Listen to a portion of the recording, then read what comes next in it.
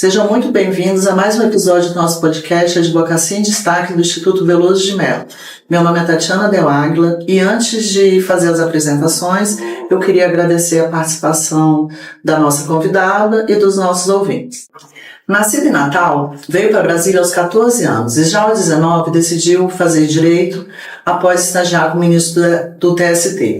Advogada atuante no direito administrativo, especificamente em licitações e compliance, ela é professora, além de advogada, ela é professora, mãe, escritora, esposa, blogueira, influencer e há pouco tempo ainda participou de uma campanha política. Vem contar pra gente um pouquinho da sua história, doutora Monique Furtado. E sua amiga, faltou. Oi, Tati. Obrigada pelo convite. Estou super feliz de estar aqui com vocês hoje. Admiro muito a sua história, tanto de vida quanto profissional.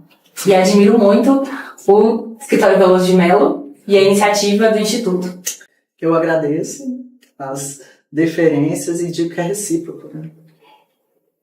Monique, eu queria saber por que você escolheu fazer direito. Você contou para mim, né, antes que você estagiou como ministro do TST, inspirou-se, quis virar advogada, mas em que momento você decidiu ser advogado? O que foi que te levou para a advocacia? Na verdade, o que aconteceu? Eu sou filha de uma servidora pública e de um empresário que, quando eu tinha entre 12 e 13 anos, a gente morava em Natal, sou potiguar, e o meu pai, ele tinha uma empresa que tinha mais de 1.000 funcionários, era uma empresa que prestava serviços para o governo, e do dia para a noite ele quebrou. A gente perdeu tudo, literalmente perdeu tudo, e a minha mãe veio morar aqui em Brasília como uma forma de ter uma oportunidade de vida nova, né? Meu pai teve, inclusive, um AVC na época, e aí, 2 anos depois, a gente veio pra cá, pra Brasília, e a gente literalmente começou do nada, começou do zero, todos nós. Inclusive, eu sempre gosto de dizer que as minhas melhores amigas de infância, eu não lembro como eu conheci elas, porque eu conheci elas eu tinha 5 anos. Então, eu sequer sabia fazer amizade, porque quando eu fiz amizade, eu não sabia como que eu fiz, porque eu era muito pequena. Então, quando eu vim morar em Brasília, eu me deparei com uma necessidade de romper grandes, talvez, traumas que eu tinha ali, de introversão, de timidez, porque eu não tinha outra coisa, né? Então, a gente, todos nós da minha família, a gente teve que romper isso.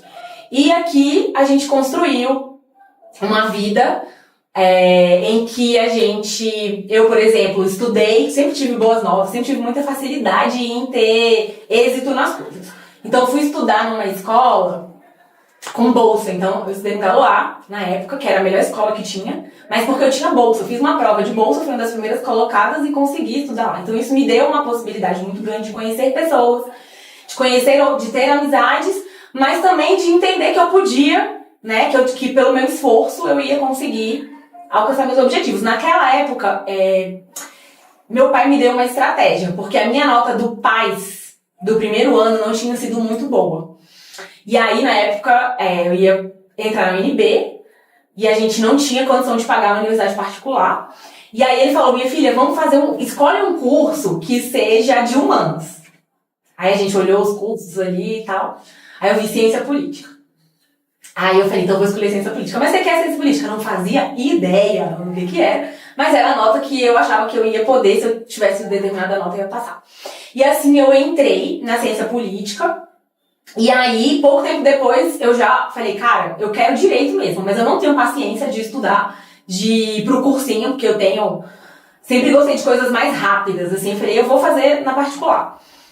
E aí eu entrei no direito ainda, também era muito nova, 17 anos, sem saber, acho que como todo mundo entra na faculdade, meio que sabendo mais ou menos o que quer, mas sem exatamente ter certeza daquilo. E eu fui, e aí uma das situações que aconteceram era que minha família não tinha condição de pagar as matérias, eu comecei no CEUB.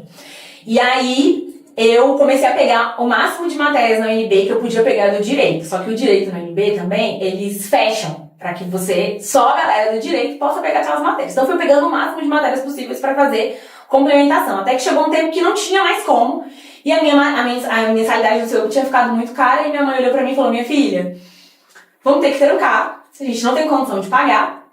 Aí eu olhei pra ela e falei, mãe, vou fazer estágio.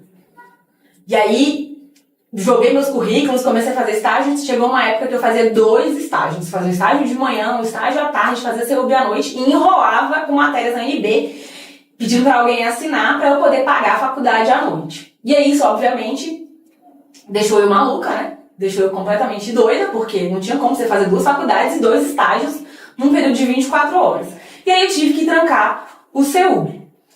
E aí, eu só voltei para o direito quando a minha mãe foi convidada a ser professora na UDF, aí ela teve a oportunidade ela falou, minha filha, eu vou ser professora na UDF da pós-graduação, eu vou ter a condição de ter uma bolsa para você lá. Eu voltei para a UDF. Quando eu retorno, aí eu vou estagiar, aí que chega a hora, eu vou estagiar num escritório de advocacia de um ex-ministro do TST, e que aí foi a oportunidade que eu tive de ver como era a advocacia, porque eu tinha estagiado anteriormente em órgãos públicos, ministérios, e que na verdade não aprendia muito, tinha acesso ao advogado da União, mas a gente sempre ficava com situações não complexas. E aí eu vi o que era a advocacia, a advocacia trabalhista, que hoje é uma advocacia que eu nem atuo. Não atuo.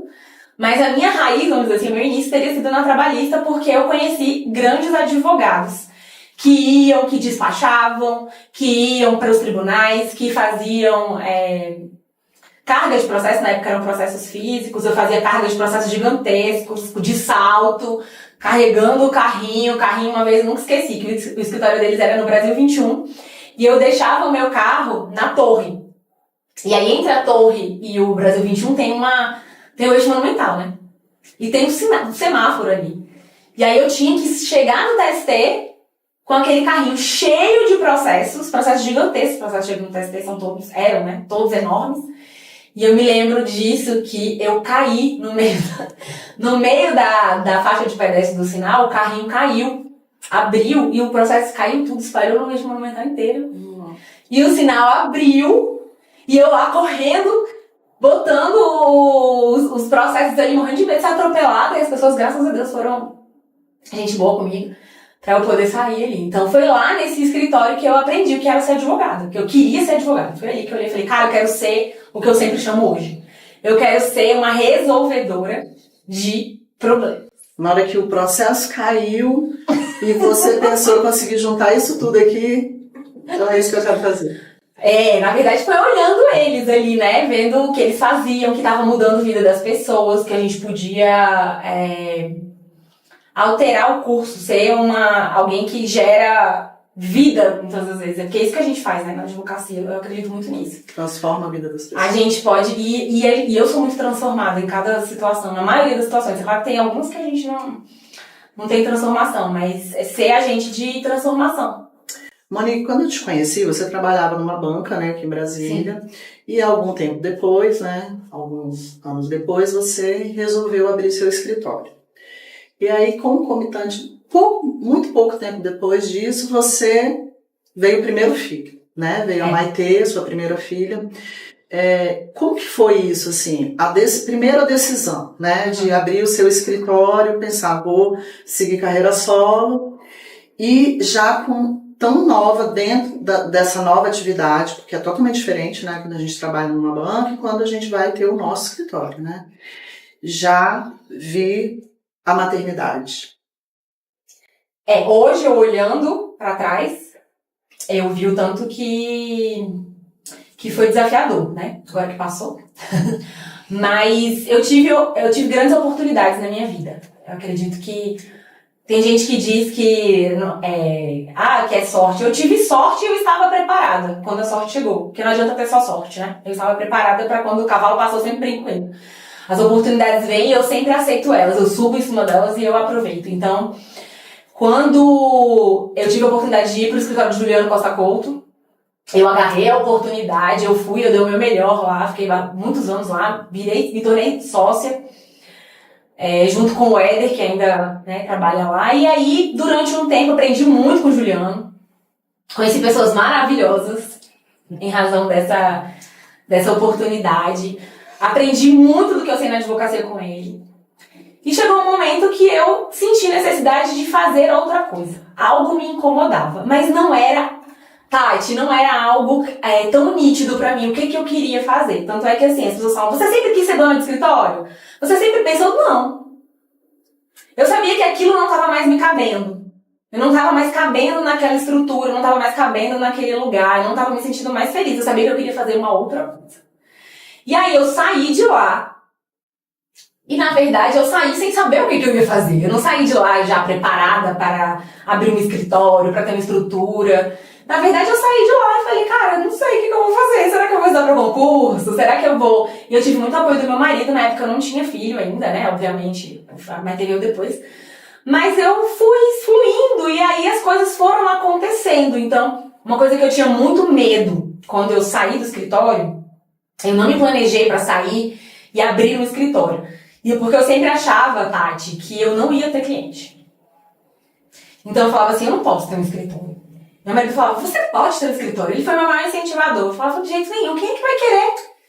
Eu não sei nem o que faz, assim, eu sempre tive alguém, né? Porque assim, quando eu captava o cliente no escritório junto com o Juliano estava sempre ali comigo, né? O Éder estava comigo, eu tinha outras pessoas, mas eu sozinha, como é que eu ia fazer isso?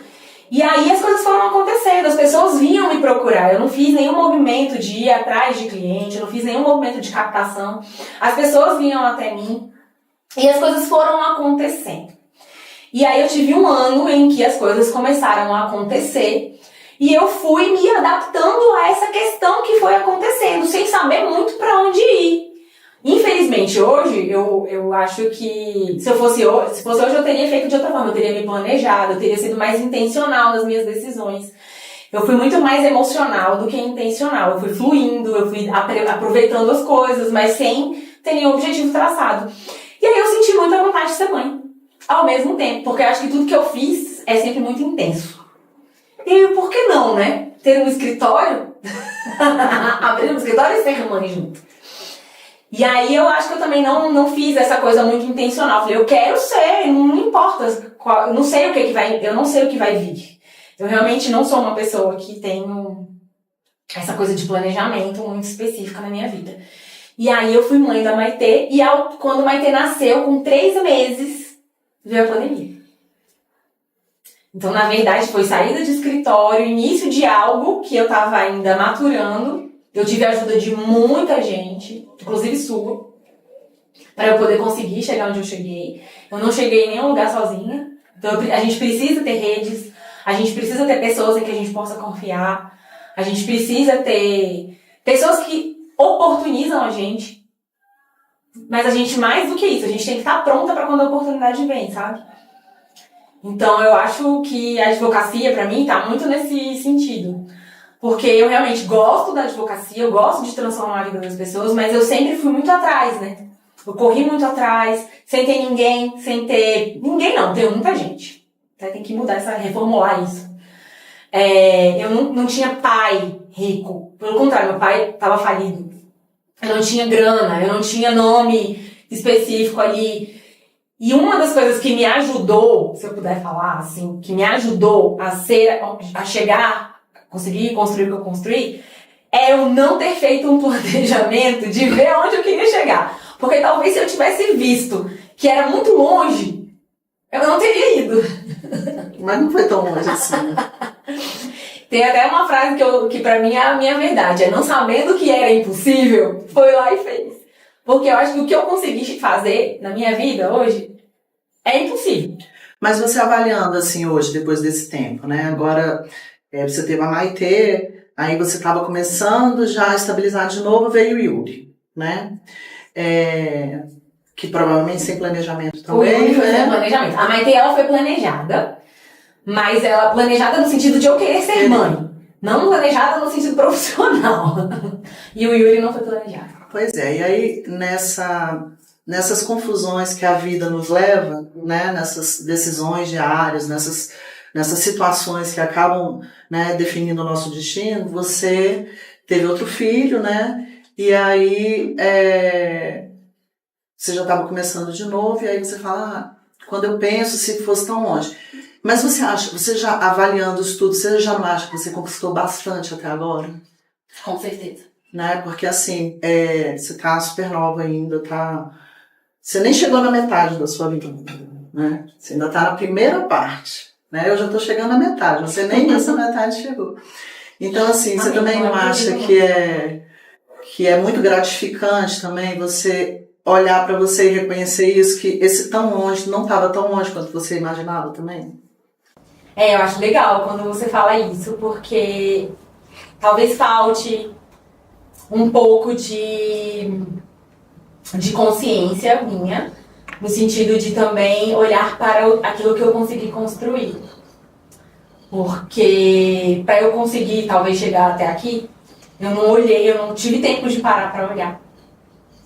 Eu estava muito focada em resolver e fazer e ser fazedora. Eu sempre gosto de falar isso, né? Eu sou fazedora. Você quer resolver uma coisa? Eu vou resolver. Você me dá um problema, eu já estou acostumada a resolver.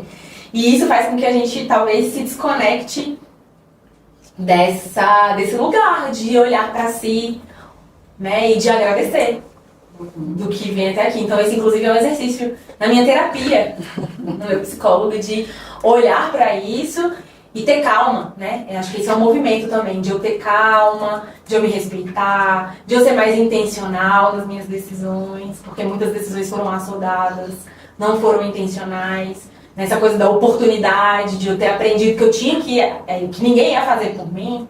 Então, vem o outro lado também, né? Porque tudo tem os dois lados.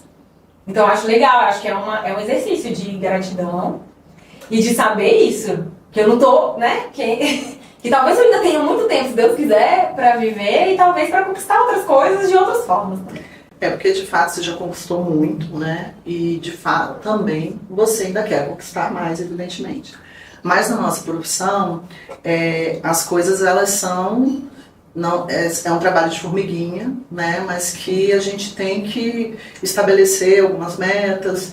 E você fala, olha, eu não ter feito planejamento me ajudou. Outras pessoas já vêm e falam, olha, se eu não planejar, não ando, porque as pessoas são diferentes, né? E dentro dessas diferenças, cada um vai conseguindo alcançar o seu objetivo. Mas eu percebo também que, assim como você, vários outros colegas, sempre fazem essa avaliação talvez menor do que realmente seja, né? A gente vê muitos colegas que não conseguem perceber o quanto eles já conquistaram, o quanto eles já caminharam, o quanto eles já conseguiram. E, como você falou, a gente pensa assim, sem ajuda de ninguém. Claro, a gente sempre tem como você disse, né, se não houver essa rede de relacionamentos, a gente nem anda. Mas depende única e exclusivamente de cada um também. Sim. Né? Então você pode ter a rede, várias pessoas têm, redes até maiores e não sabem utilizar. Né? Então acho que não só você, como outros colegas, também tem que fazer esse olhar interno, né? E também saber reconhecer as suas conquistas. Porque as falhas as pessoas, inclusive, já apontam pra gente, né? A gente já sabe e sempre tem alguém para apontar. Agora, as conquistas, eu acho que a gente também tem que saber reconhecer um pouco. É verdade. Né? Com certeza. Monique, agora é o seguinte, a gente acabou de passar por uma campanha, né? Aqui no DF, né? E em alguns outros estados da OAB, né, da seccional aqui do Distrito Federal, todos os estados, enfim, com as suas respectivas, né.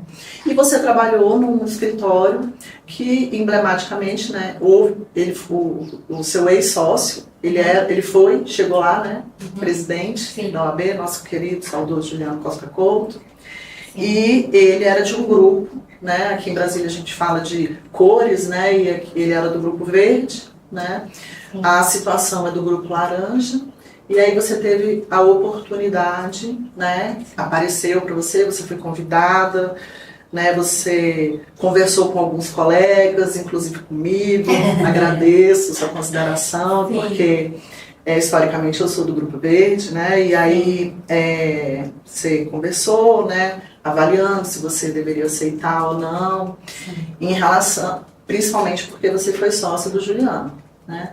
E aí eu queria que você contasse pra gente também, agora, como que foi essa sua decisão, o que levou, né, você a aceitar e quais foram os conflitos que você viveu no momento que essa oportunidade surgiu para você.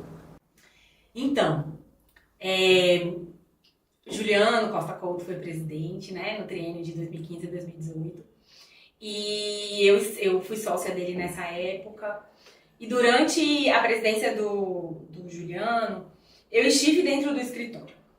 Né? Então, eu estive junto com o Éder, trabalhando com afinco, dando todo o suporte. Porque, de fato, eu não sei se todo mundo sabe, provavelmente a maioria não sabe como é ser um presidente da OAB. Mas você fica completamente imerso dentro da OAB.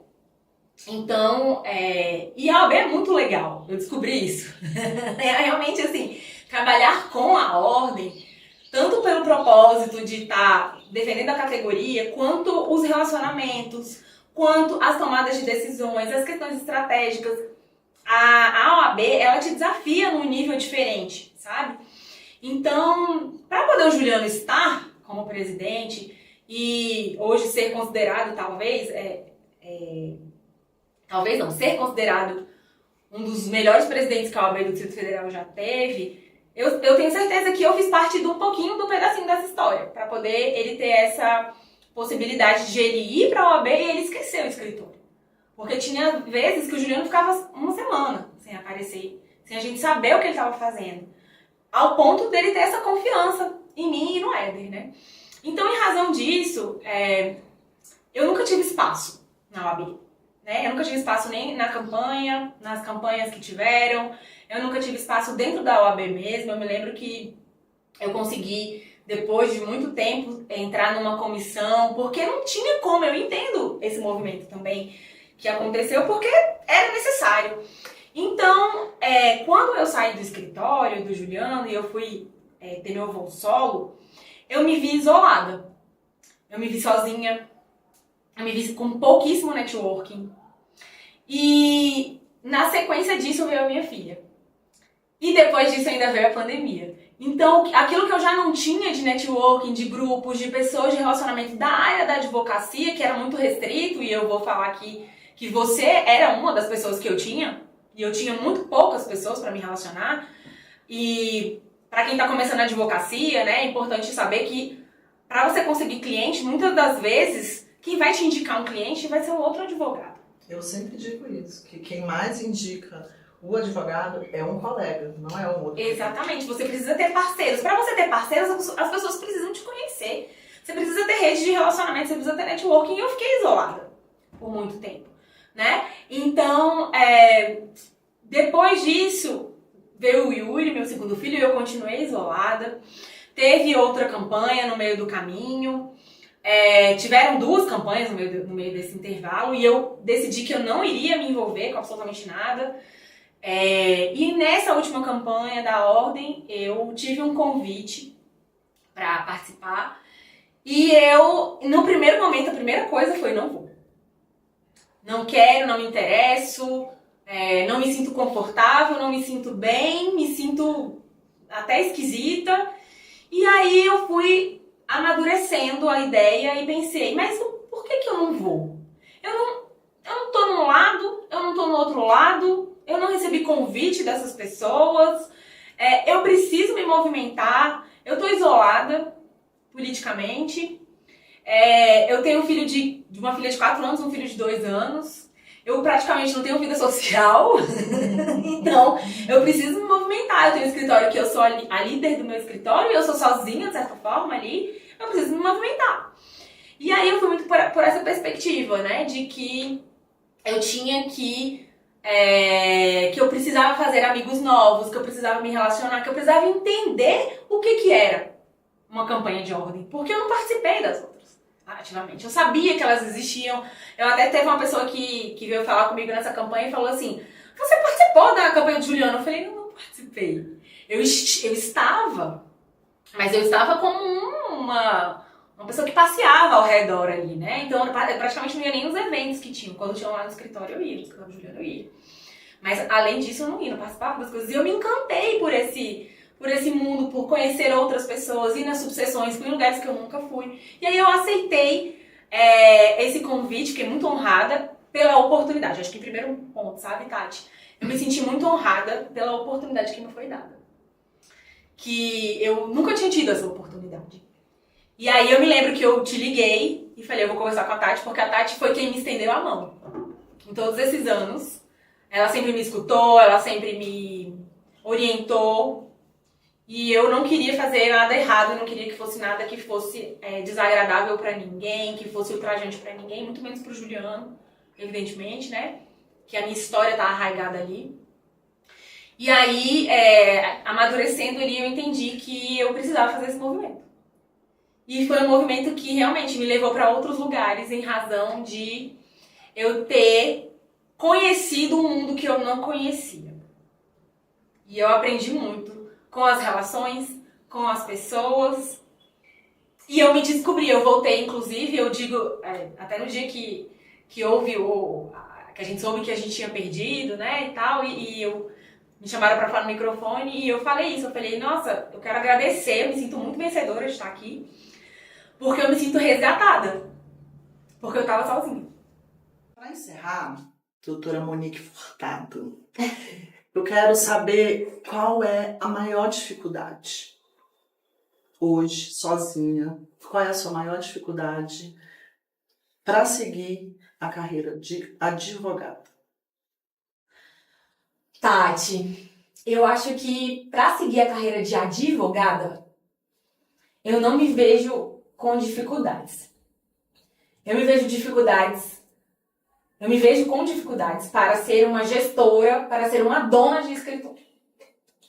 Então, com relação às questões da advocacia em si, de resolver processo, de pensar em tese, de sustentar oralmente, de despachar, enfim, de fazer o que o advogado tem para fazer como sua atividade finalística, eu não me vejo com nenhuma dificuldade. Hoje eu me vejo com muita potência na captação, em chegar e discursar e palestrar em qualquer lugar. Mas eu me vejo com muita dificuldade na minha gestão, na governança do meu escritório, na gestão de pessoas, na questão financeira. Então, todas essas coisas que estão muito relacionadas à gestão mesmo, de quem tem um negócio próprio, né? Enxergar o meu escritório de advocacia como uma empresa, que não é só resolver o problema do cliente, né? Tem várias outras camadas ali. Então, eu não ter sócio, eu estar sozinha, eu tenho uma equipe de confiança, uma equipe que é muito leal, mas eu tenho muita dificuldade nessa área. Então, eu acho que eu preciso olhar mais para isso, para eu poder estabelecer questões ali que estão, talvez, travando o meu crescimento. E não digo que é o meu crescimento financeiro só, é o meu crescimento como pessoa, meu crescimento como profissional inteira, na minha inteireza, que inclusive tem a minha faceta como mãe. Porque muitas das vezes eu fico sem tempo de qualidade com os meus filhos, porque eu tô com a cabeça pensando em coisas que eu não consegui delegar. Então tá bem relacionado à gestão. Assim, para te tranquilizar um pouco, eu quero dizer que essa é uma realidade não só a sua, e não só da advocacia. Todos os profissionais liberais, eles se deparam com esses problemas, né? Até em outras áreas, na área de comunicação, tudo, sim, porque nós fomos treinados, estudamos, nos especializamos para exercer a atividade fim, no caso a advocacia, né? Como você falou.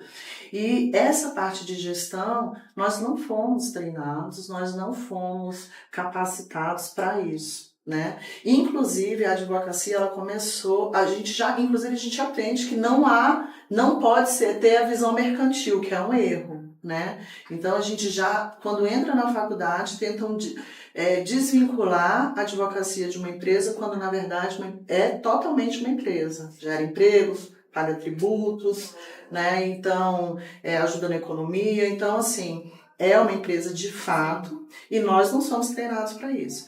Então, e aí realmente chega uma hora que a gente tem que, é um divisor, né? E a gente tem que decidir o que vai fazer melhor, o que eu sou melhor, né? Porque a grande dificuldade da gestão em qualquer empresa é colocar as cabeças nos devidos lugares, né? Porque tudo... É verdade. Tudo a gente não vai conseguir fazer. Exatamente. Né? E aí você está começando seu escritório, que já não está tão inicial ainda, mas você passou por várias barreiras no meio do caminho, que foram pausas, na verdade, né? A pandemia foi uma verdadeira pausa, com né? certeza. Então, a maternidade, 2. Então, assim, são pausas Isso. que acabam que quando você começa a organizar uma rotina, que você pensa, Exato. agora eu posso contratar alguém, aí outra pausa, Exato. né? Mas eu tenho certeza que você vai encontrar o seu caminho. E, Monique, eu quero agradecer a sua participação, você ter dividido a sua história com a gente, que ficou muito assim, o que ficou muito marcado pra gente é a sua determinação, né? E a sua vontade mesmo de querer crescer, de querer evoluir. Então, assim, eu desejo muito sucesso para você, sempre desejei, vou continuar desejando sempre, né? Espero que você consiga chegar onde você tanto almeja, né? Para mim você já alcançou muito. Tenho muito orgulho assim de conhecer a sua história, ter participado um pouco da sua história. E eu tenho certeza que eu ainda vou ouvir falar muito mais de você. Seja como advogada, seja como professora, seja como autora, seja como esposa, seja como mãe, seja como blogueira. Influencer, né? Tati, eu que agradeço do fundo do meu coração. Eu acho que eu posso dizer com muita tranquilidade que eu tenho você como uma amiga, que você esteve comigo em momentos muito difíceis e vice-versa. E que mesmo a gente tendo algumas diretrizes diferentes, opostas às vezes, pensamentos que se divergem, a gente sempre se respeitou muito. E a gente constrói um relacionamento dia após dia de admiração, de ajuda e de muita, eu acho também de muita sororidade mesmo, assim, porque eu vejo que muitas vezes você tem muita empatia com o que eu vivo. E você sempre me chama de menina grande, ainda não sei se eu sou uma menina grande, se eu já amadureci. Mas que, sem dúvida, eu chegar onde eu estou hoje tem muito de você. Obrigada. Obrigada por estar aqui. Então, ficamos aqui com mais esse episódio, com mais essa história gostosa da nossa advogada e influencer Monique Furtado. E até o próximo episódio. Obrigada.